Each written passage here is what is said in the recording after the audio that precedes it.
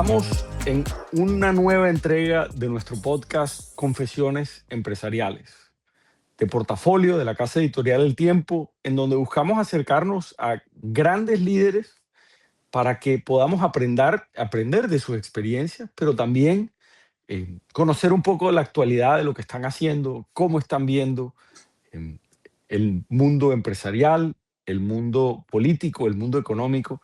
Y hoy estamos con un gran exponente de esos últimos temas, alguien que ha hecho un recorrido en lo público y que hoy es el presidente de un banco multilateral que define muy bien lo que es y lo que pretende ser la región Caribe y Suramérica. Es un fiel representante no solo de los colombianos, sino además del Caribe, y por eso me complace mucho tenerlo con nosotros, y es Sergio Díaz Granados, con quien en lo personal también he dado luchas para, por ejemplo, ayudarnos a construir el centro de eventos de Barranquilla y muchas otras cosas, y con quien también compartí cuando era director de Colombia ante el BID. Sergio, bienvenido, qué gusto tenerte con nosotros y que puedas pasar un rato con los, digamos, con quien nos escucha y quien nos ve desde las páginas de portafolio y del Tiempo. Gracias, Jaime, por la invitación y por la introducción. Es un placer estar con la Casa Editorial El Tiempo y felicitarte a ti además porque el año pasado tu llegada a Portafolio fue una buena noticia también para el país. De manera que muchas gracias por la invitación. Hombre, Sergio, al contrario, nosotros honrados de tenerte y además recordando que recientemente fuiste reelegido un par de años más como presidente de la CAF, una decisión unánime del directorio que se centra digamos, se hace a la luz de un año increíble, un año de desembolsos históricos, un periodo donde una capitalización también, mm, digamos, muy por encima de lo esperado o de lo normal en un banco como CAF. Y hoy vemos un banco dinámico haciendo trabajo con las entidades subnacionales, gobernaciones, alcaldías, pero también con muchos de los países de la región. ¿Por qué no nos cuentas un poco lo que ha sido esa actualidad y lo que dio ese desenlace de la reelección? No es normal, contamos creo que con una mano o con dos dedos los personajes colombianos que han logrado eso. Tú, Luis Alberto Moreno, son los dos personajes de actualidad que podrían decir que han logrado algo de ese talante y categoría, pero yo le agrego que tú lo has hecho reviviendo un banco que parecía estar destinado a lentamente desaparecer.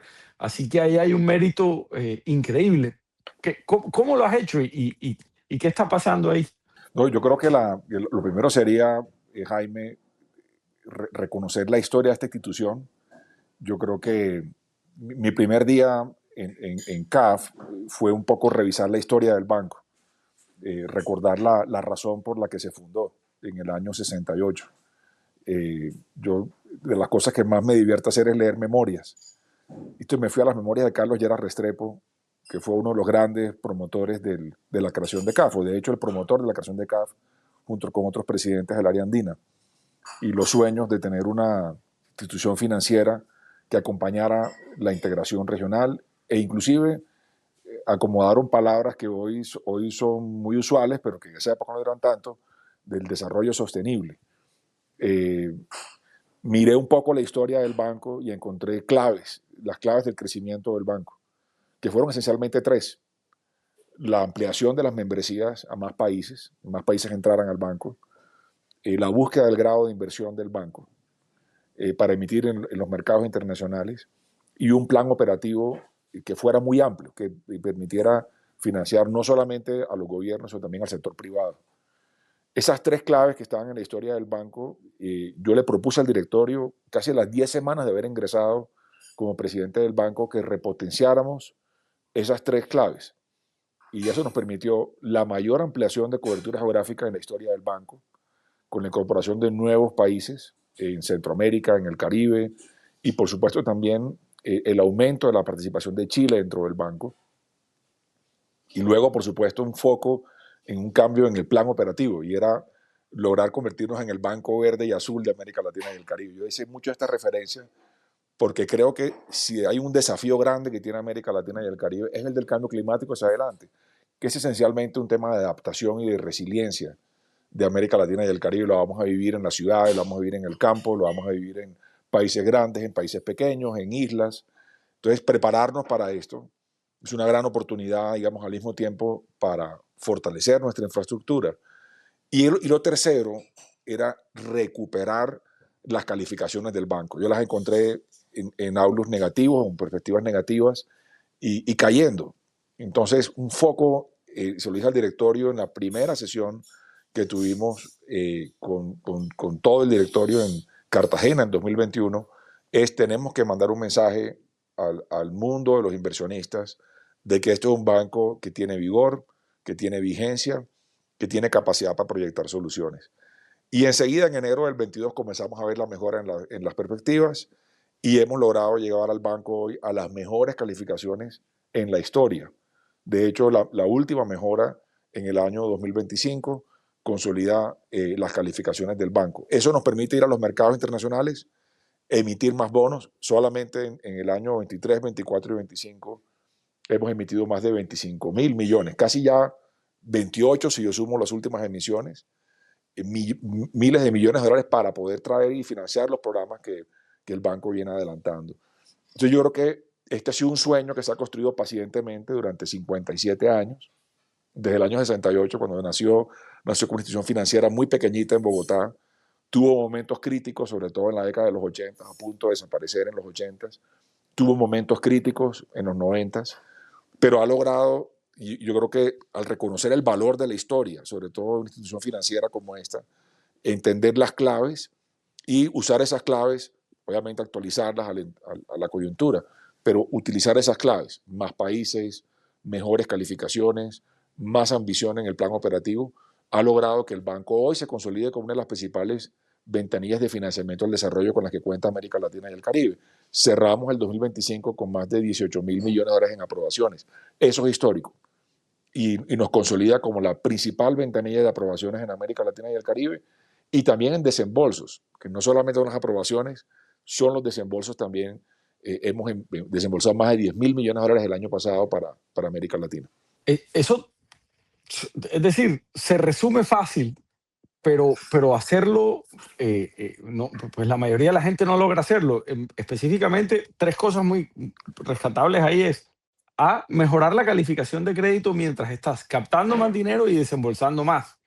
Eh, y lo increíble que ha logrado la CAF para mí es cómo mejorar una calificación de crédito cuando muchos de tus socios y capitalizadores tienen una calificación de crédito mucho menor que la del banco. Entonces tú le estás prestando plata a gente con calificación menor y aún conservas con un manejo de riesgo y una diversificación de cartera importante. ¿Cuál crees tú, Sergio, que fue el gran desafío, el cambio de la mentalidad y de la velocidad en la que trabajaba el banco? Eh, ¿Qué factores externos e internos te hicieron como luchar más para lograr estos tres objetivos tan increíbles que describe? No, yo creo que a lo interno es, al ver el banco como lo que es, como una cooperativa de países, mantener el diálogo con cada uno de ellos en forma sistemática. Eso, emplearle, yo diría, varias horas a las visitas personales, a hablar con los ministros, a hablar con los presidentes, lograr establecer el consenso. Y yo creo que eso es de los mayores valores que tiene CAF, que hemos logrado crear una institución donde los países están bien representados, donde están bien atendidos y donde el diálogo es fluido. Yo creo que a la interna eso ha sido vital. Lo segundo es, digamos, esto es un equipo disperso en el sentido que cubre toda América Latina y el Caribe. Hemos logrado mantener el equipo muy comprometido, muy motivado para la preparación de los programas y de los proyectos que hay que sacar adelante. Y eso ha ayudado también a que se vea el banco. Yo creo que eso también lo perciben las calificadoras, que tenemos un buen problema.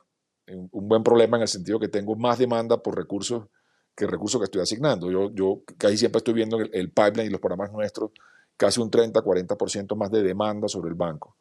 de necesidades de financiamiento, del sector privado, de ciudades, de entidades subregionales, de empresas públicas y de gobiernos. Entonces yo creo que ha sido una buena suma de cosas. Y lo otro que yo creo es que hemos desafiado una pregunta a lo largo de 50 años.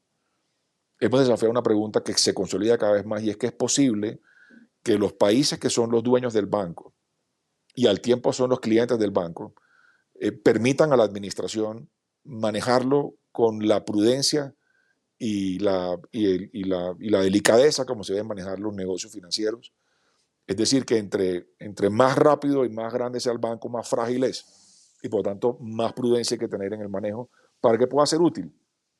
Y eso justamente lo reconoció la Universidad de Oxford, que hizo unos análisis importantes sobre los bancos de desarrollo en el año 21, en el año 22, a propósito de la pandemia, porque la pandemia casi que puso a todos los gobiernos a correr en busca de financiamiento, y estas ventanillas fueron las primeras que estuvieron disponibles para atender la crisis, que siempre las hay en la economía, porque si algo tiene la economía son ciclos de ascensos y caídas, y es importante tener, como dicen, los equipos de carretera.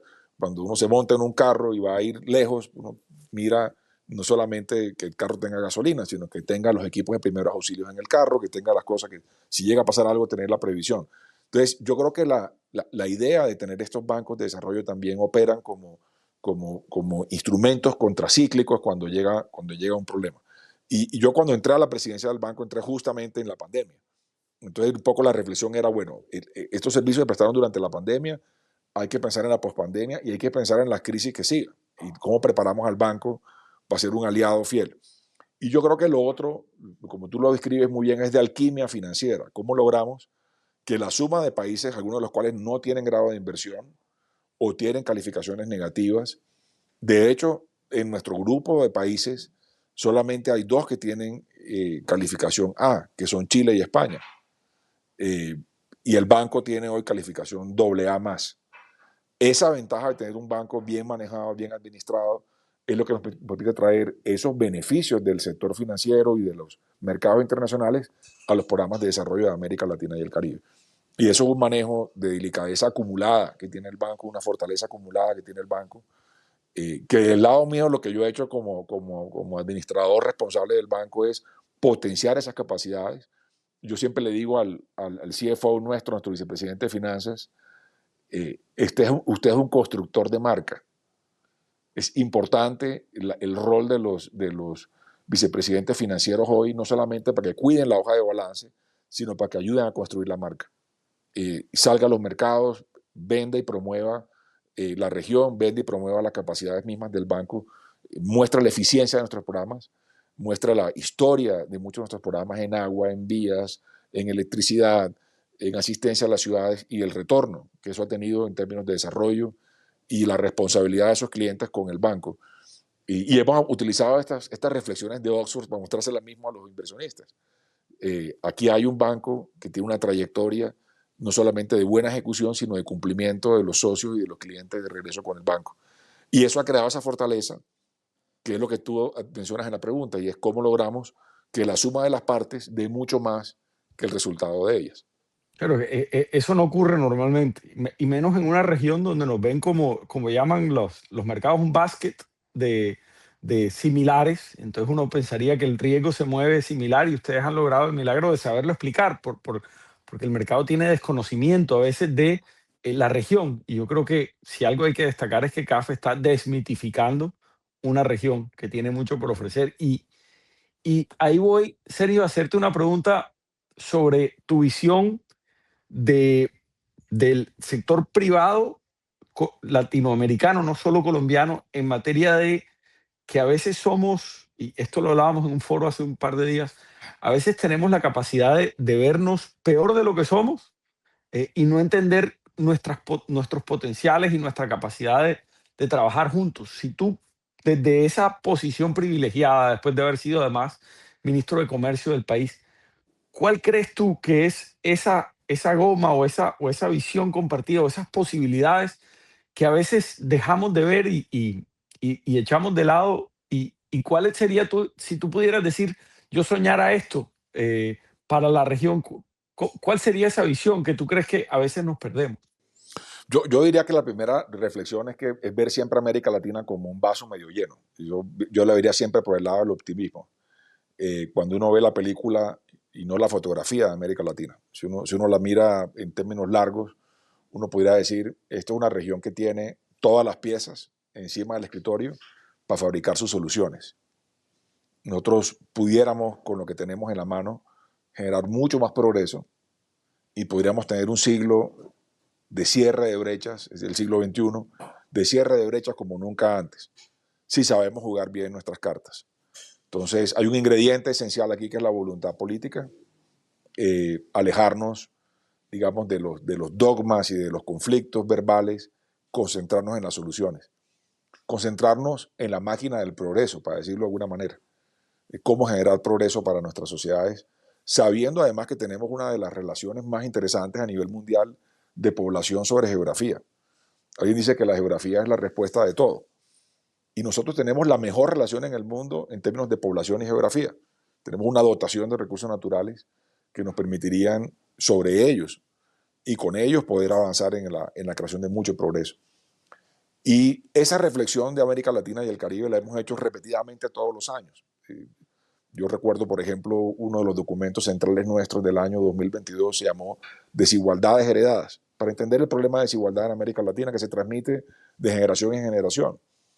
¿Cómo rompemos digamos, ese curso, esa maldición de la desigualdad en América Latina?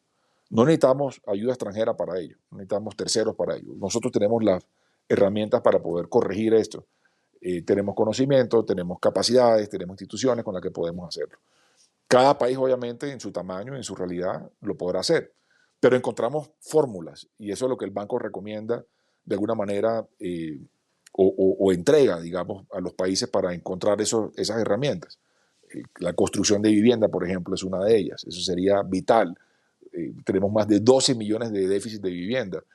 Hay una relación, además, entre vivienda y crisis de natalidad. La gente no se está comprometiendo ni está teniendo más hijos, en parte porque es muy difícil garantizar el futuro. Y eso pasa también por el tema de la vivienda. Entonces yo creo que hay discusiones de todo tipo en América Latina hoy asociadas a esto, a los cambios demográficos, a las tasas de crecimiento, a la productividad, al rol del sector privado, a la infraestructura. Y muchas de esas discusiones están interconectadas, pasan siempre alrededor de los mismos actores, una mayor coordinación del sector público, del sector privado, y el rol que podemos cumplir instituciones de financiamiento del desarrollo, los multilaterales, en que las soluciones se proyecten y la región logre cerrar sus brechas. Pero nosotros tratamos de mantener siempre del lado de CAF este optimismo en la región de que somos capaces de resolver las cosas. Tenemos, inclusive dentro de la misma región, más de un caso de soluciones que han dado resultados, de ciudades que han resuelto sus problemas internamente, usando un mejor recaudo tributario, apalancando mejor las obras de infraestructura, asociándose mejor con el sector privado. O sea, demostraciones hay en toda la región. Inclusive esa fue la razón, Jaime, por la que decidimos crear un foro económico anual para América Latina y el Caribe, un foro que mira la región. Lo lanzamos en el año 25, lo vamos a repetir en el 26 y seguiremos adelante. El directorio me autorizó, mantengamos ese foro anual, esa cita anual, para poder mostrar lo que va a pasar en el año, pero sobre todo mostremos lo que podemos hacer hacia adelante. Veamos esos casos de éxito de alianzas público-privadas que han dado resultados en América Latina y comencemos a invitar a extranjeros y a fondos, a family offices de fuera de América Latina a que vean las oportunidades en América Latina y el Caribe. Entonces yo creo que la aproximación que hacemos en el banco es con un caleidoscopio de oportunidades, ¿no? Es una mirada comprensiva de lo que la región tiene, desde el país más grande hasta el país más pequeño, desde un país continental hasta una isla. Todos tienen un potencial muy grande para darle progreso, para darle esperanza a la gente. Yo diría que nuestra misión hoy es servir casi como de coordinador y de promotor justamente de esa esperanza y ese optimismo que requiere la región. Al final del día, el crecimiento económico se fragua en las ideas que se ponen en marcha. Esa es en resumen, la fórmula, digamos, secreta del crecimiento económico. Es más ideas y más libertad es lo que ayuda al crecimiento económico. Mi próxima reflexión y pregunta era acerca del foro, que es su segunda entrega dentro de pocas semanas. Y tiene un simbolismo interesante porque en Panamá fue el primer intento de congregarnos como región y decir, aquí hay un potencial increíble. Lo intentó Bolívar, no tuvo éxito. Quizás por esos celos internos eh, de los que tú hablas que a veces tenemos que deponer y empezar a trabajar como región. Es el sector privado y esa capacidad y la sociedad civil la llamada quizás a empezar a empujar esa integración desde el pragmatismo, desde la integración empresarial y de los flujos comerciales, y que ese sea el motor de la integración de la región. ¿Cómo puede el empresariado acercarse y aproximarse a eso que está haciendo la CAF y a ese intento que estás liderando tú? Sí, yo creo que la idea y justamente el 2026 es el bicentenario del Congreso Anfictiónico de Panamá. De esa idea de crear un espacio más amplio, más allá de los límites geopolíticos de cada nación, de cómo vernos mucho más integrados. Yo creo que la idea de un mercado más ensanchado hace todo el sentido. Recuerdo un texto de hace unos años de la Universidad de los Andes en Colombia, indicando que el mayor experimento de integración había sido las 13 colonias americanas, cuando se juntaron las 13 colonias y decidieron estar integradas con un solo arancel, con un sistema monetario único, fue lo que propició el gran crecimiento de los Estados Unidos. Y de hecho, cuando uno ve el nivel de desarrollo de esas colonias versus América Latina y el Caribe, el PIB per cápita, inclusive, algunos de los países de la región superaban algunas de esas colonias. De hecho, Haití tenía más PIB per cápita que algunas de las colonias americanas en el momento en que se juntaron. Eso quiere decir que la voluntad política juega un rol central aquí. Que la voluntad política juega un rol central en esto. Entonces, hay que lograr una mayor articulación entre los gobiernos de la región. Yo creo que la idea de poder ir creando mercados más grandes le va a dar una oportunidad a las empresas nuestras de crecer. La tecnología nos va a ayudar también mucho en eso.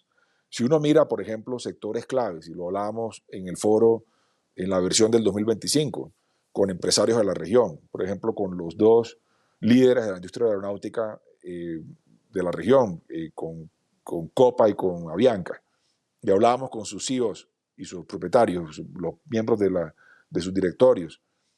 La integración aérea que tenemos hoy en América Latina es impresionante. Solamente Panamá conecta a la semana más de 600 vuelos a más de 90 ciudades en el hemisferio. Entonces, es un nivel de integración, no lo hemos visto nunca antes. Pues tenemos que aprovechar eso para el turismo, para los negocios, para la pequeña y mediana empresa, sobre todo porque tenemos una comunidad muy compacta, con un mismo idioma o dos idiomas, portugués y español.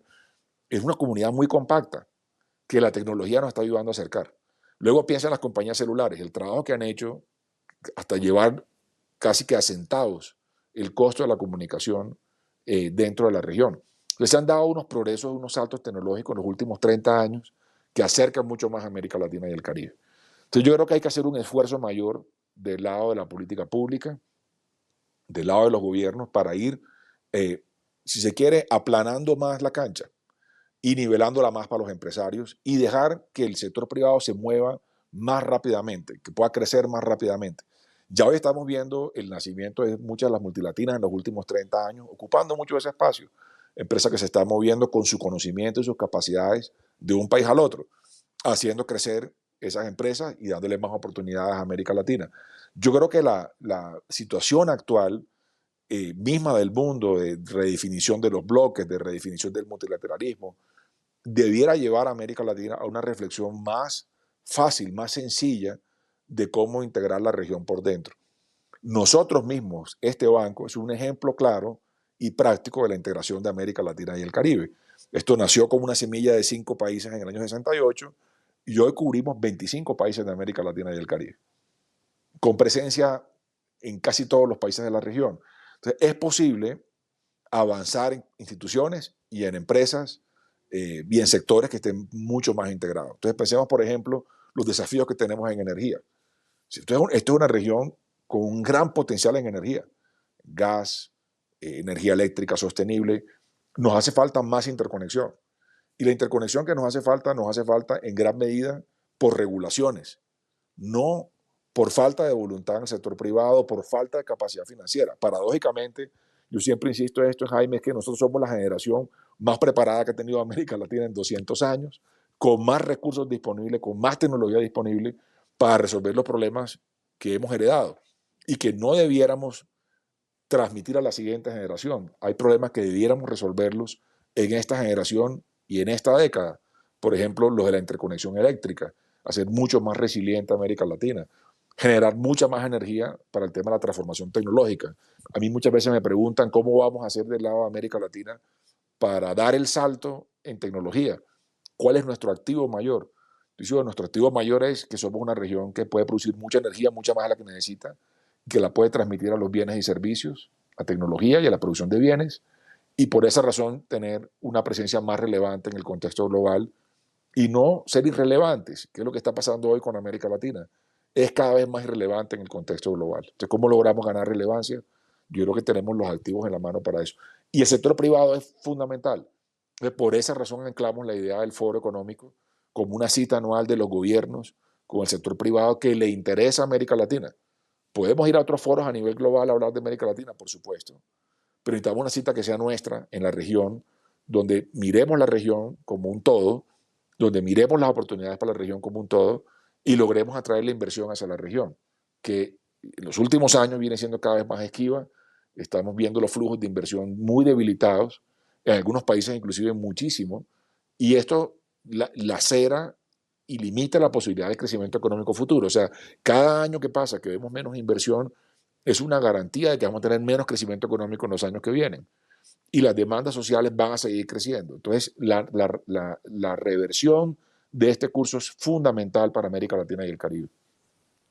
Decía un economista hace poco en, en un debate que estábamos teniendo que los grandes flujos de dinero se mueven a la raíz de buenas historias, como tú lo decías también, y que a Latinoamérica a veces le ha faltado al poder tener una historia que convenza y que a veces los números los han acompañado, pero ha faltado la narrativa que incluya a la región y la haga más, digamos, más atractiva, porque cuando se ve en números desagregados, quizás uno por uno es muy pequeño, pero cuando la agregamos es muy poderosa, salvo Brasil y México, que son obviamente por su población y por razones geopolíticas, digamos, son casos aparte. Pero ¿estás de acuerdo con eso? Nos falta a veces amalgamar el cuento, como estabas tratando de decir. Totalmente. Yo creo es decir, sobre todo porque ya hay casos que demuestran que es mucho más rentable para América Latina cuando integramos los sectores. Por eso hacía referencia a comunicaciones y a transporte aéreo. Esos dos sectores ha sido la tecnología la que nos ha salvado. Tecnología que no desarrolló América Latina, entre otras cosas, sino que la hemos incorporado y la hemos puesta en servicio. Y ponía el caso de las empresas aéreas y las empresas de telecomunicaciones. Han integrado muchísimo. Hoy es mucho más fácil viajar que hace 30 años. Para los que tenemos hoy 50 y tantos, recordar cómo era esto hace 50 años. Que viajar dentro de América Latina no solamente era escaso, sino costosísimo. Hoy es casi que una forma mucho más fácil de comunicarse y conectarse. Y esas oportunidades son las que tenemos que aprovechar. La tecnología nos va a permitir sortear parte del desafío geográfico que tenemos en América Latina, que es la distancia, que ha sido un gran arancel que le ha pesado para su desarrollo. O sea, como yo le decía en un reporte reciente del banco, que la velocidad en la que se mueven los camiones en Sudamérica es menor que a la que se movió Colón cuando llegó a América hace 500 años. Los tiempos de movilización de la carga dentro de América Latina, en el área andina o en el sur de Sudamérica, paradójicamente son más costosos que en cualquier otra parte del mundo. O sea, somos un continente lleno de contradicciones que además podemos resolver. Por ejemplo, fíjese esta contradicción. El continente más, y tú que fuiste alcalde de Barranquilla, el más urbanizado es América Latina y el Caribe. Y esto contradice un planteamiento, y es que entre uno más se agrega o más se acumula, debería ser más productivo, porque estamos más cerca. Y lo que dice la teoría económica es, entre mayor acumulación, entre mayor agregada esté la población, más debiera aumentar los niveles de productividad. América Latina ha logrado desafiar eso, en el sentido de que somos menos productivos y más acumulados. Estamos más integrados en ciudades, pero somos menos productivos. Y ahí vienen los tiempos de desplazamiento dentro de las ciudades, la calidad de los servicios públicos. ¿Qué está pasando, por ejemplo, con una mujer hoy en América Latina en un barrio periférico o en una favela o en una chabola, como quiera llamarse, que está recogiendo 3 y 4 horas agua al día para llevarla a la casa, en lugar de estar trabajando o aprovechando su tiempo para educar a sus hijos? Esas son o cortando leña, porque no hay energía en una región que es eh, superavitaria en energía. Entonces, esto son unas contradicciones, las que uno ve a día en América Latina, que además podemos resolverlas nosotros mismos. Es que no tenemos las piezas, ¿no? Que tenemos todas las piezas en la mano, y la tecnología misma que existe hoy ya está disponible, que pudiéramos incorporar rápidamente para solucionar esos problemas. Eso es lo que vemos todo el tiempo del lado del banco, que todo el tiempo estamos diagnosticando. Hicimos por eso en el año 25 este reporte sobre las ciudades en América Latina y el Caribe. Son miles de gobiernos, no son 33 gobiernos en América Latina, son más de 8.000 gobiernos municipales y locales que tenemos en la región, que tenemos que lograr integrar, mejorar su funcionamiento. Ahí está el 85% de la población. Entonces, ¿cómo elevamos la productividad en ellos? Yo creo que las claves están ahí, en entender que tenemos unas capacidades en la región con la tecnología que tenemos hoy, y que vamos a poder contar en el futuro para poder cerrar esas brechas de desigualdad y de pobreza. Muy bien. Yo creo que, digamos que lo interesante de hablar contigo siempre es que tienes la capacidad, primero, de ver la región, pero segundo, de visualizarla de una manera pragmática y además de llenar a la gente de optimismo, que a veces nos hace falta. Sergio, hablando de lo personal, ¿cuál crees tú que, o qué consejo le podrías dar? ¿Cuál ha sido tu mantra en los momentos difíciles o en los momentos en donde te ha tocado tomar decisiones sobre tu carrera profesional y personal? Eh, ¿Qué más te han servido? Cuál es esa idea que te llevas a la cabeza o ese método que aplicas que podrías compartir con quien nos acompaña hoy? Yo diría que en el caso mío, en lo personal, mi lección ha sido poder vivir mi vida profesional en ciclos, eh, y definirla en ciclos de tiempo, y me ha pasado casi que desde el primer día que comencé a trabajar hasta hoy. Eh, y cada vez que veo un ciclo, 3 años, 4 años, 5 años, trato de imaginarme a dónde quiero ir y proyectar ese sueño. Y poco este último ciclo, cuando entré al banco. En el año 21 le propuse al directorio que para el año 2026 nos convirtiéramos en la principal fuente de financiamiento del desarrollo, que mejoráramos las calificaciones del banco y transformarnos en un banco de desarrollo verde y azul para América Latina y el Caribe. Entonces, yo creo que entender que la vida son ciclos y son sueños, y que hay que poner la vida en términos de ciclos y sueños para poder alcanzar esos resultados. Y luego concentrarse en los métodos, pero tampoco enamorarse de ellos, porque a veces uno tiende a tener sesgos que lo llevan a repetir errores. Y creo que ahí lo segundo que ha sido clave en mi vida estos 30 años, he estado siempre bien rodeado, siempre buscar gente que sabe más que uno. Yo creo que esa es una recomendación esencial, saber que siempre va a haber alguien que va a saber más que uno, que va a tener más capacidad que uno. Encontrar esa persona y sumarla, creo que es de los mayores beneficios. Yo te puedo citar desde el día 1 de mi inicio profesional en el año 94 a hoy, y siempre recordaré a alguien del que aprendí mucho trabajando con él, o que fue esencial para alcanzar un resultado. Y yo creo que esa es como mi reflexión en 30 años, pues mi vida ha estado montada en ciclos y en sueños durante 30 años. Ahora hemos arrancado este segundo ciclo en el banco con sueños más ambiciosos que estamos trabajando con el equipo para proyectarlos al 2031.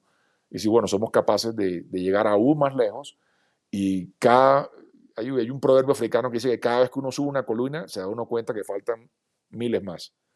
Entonces, lo otro es ver la vida así. Alcanzamos un hito, pero hay que saber que tenemos mucho más por delante, y esa ha sido como la lección constante.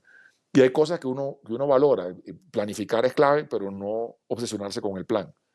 Yo creo que mantener la idea de que hay que ir todo el tiempo revisando las metas, pero teniendo claro cuál es el puerto. Pero todo el tiempo revisando las metas y ajustando, incorporando, siendo flexible en el plan, pero claro en el punto de llegada. Y yo creo que yo quisiera destacar un valor que tienes tú en lo personal que te permite hacer cosas que para otros son muy difíciles, que es la capacidad del diálogo y la búsqueda del consenso. En un momento en donde el mundo se está polarizando, tú tienes la capacidad de generar puentes. ¿Tienes alguna manera específica cómo lo abordas? Porque con mucha de la gente que te sientes, quizás tú no estás de acuerdo con ella, pero logras llegar a los elementos clave que conducen a colaborar.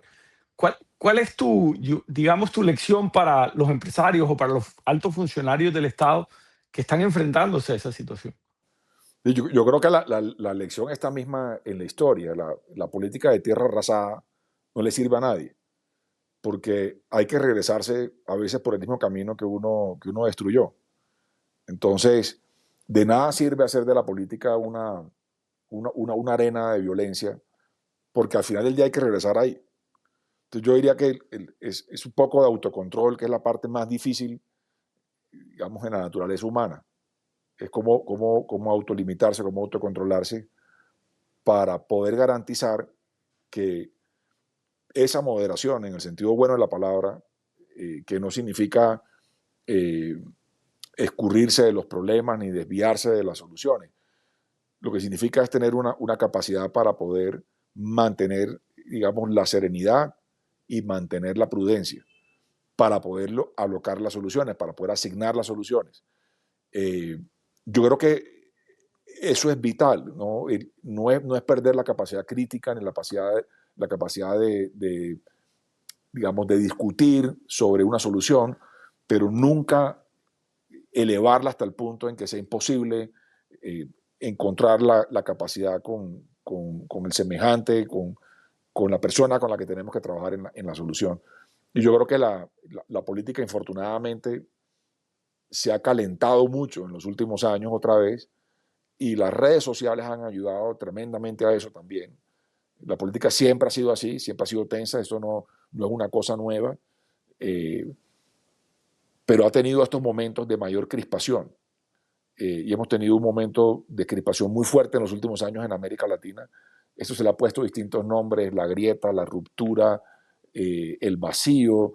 Ha recibido todo tipo de asignaciones, digamos, o de nombres en los últimos 20 años. Pero lo cierto es que esa crispación impide la posibilidad de poder resolver los problemas. Y así lo veo yo. Mi aproximación es muy sencilla. Siempre habrá algo que escuchar y siempre habrá algo que proponer. Y lo peor que uno puede hacer es quemar las naves y no tener la capacidad para construir el día de mañana. Y las sociedades que han hecho tierra arrasada, al final del día han terminado sufriendo las consecuencias de eso mismo. Y cuando vienen las crisis, que siempre llegan, como llegan las pandemias, o llegan los ciclos económicos, o llegan las alteraciones del clima, por ejemplo, o hay un desastre natural muy grande, se necesita la confluencia y la unidad para poder resolver esos grandes desafíos. Entonces resulta que en ese momento es donde no se puede fraguar la unidad, porque hemos logrado quemar todos los puentes. Entonces yo creo que si nosotros viéramos esto de manera mucho más comprensiva en América Latina, sería de pronto, sin perder, digamos, la esencia de ser distintos, de ser diferentes, de pensar de distintas maneras, de discutir sobre las soluciones, pero nunca llevar esto a un punto en el que sea imposible sentarse a la mesa. Yo creo que esa es como la reflexión. Y a lo largo de mi vida, yo creo que en 30 años públicos y privados, he aprendido el valor y la esencia eh, de no polarizar y de no llevar las cosas a un punto de retorno imposible. Bueno, Sergio, ha sido un placer, la verdad, conversar contigo, aprender un poco de lo que estás haciendo y de cómo llegaste hasta acá y las lecciones que le pueden quedar a muchos de los que quieren emular a alguien como tú. Como te lo dije en el inicio, eres un gran exponente de lo que puede ser un líder del Caribe, un líder colombiano que nos está dejando en alto, y por eso en nombre de Portafolio y de los colombianos te quiero agradecer porque estás dejando nuestro nombre en alto, pero al mismo tiempo nos estás abriendo puertas a la región y a los colombianos. Así que sigue así y sigue haciéndonos orgullosos. Y cuenta con nosotros para contar esas historias tan interesantes que están pasando en la región. Y a quienes nos acompañaron, gracias, y ojalá puedan compartir parte de esta charla con sus amigos y con quien creen que pueda sacarle provecho. Sergio, de verdad, muchas gracias. Gracias, Jaime, por la invitación. Un placer estar aquí con ustedes hoy. Y bueno, un saludo muy especial a quienes tengan la paciencia para escuchar todo este podcast hasta el final. Sí. Y muy agradecido por la oportunidad con ustedes. Nos vemos pronto.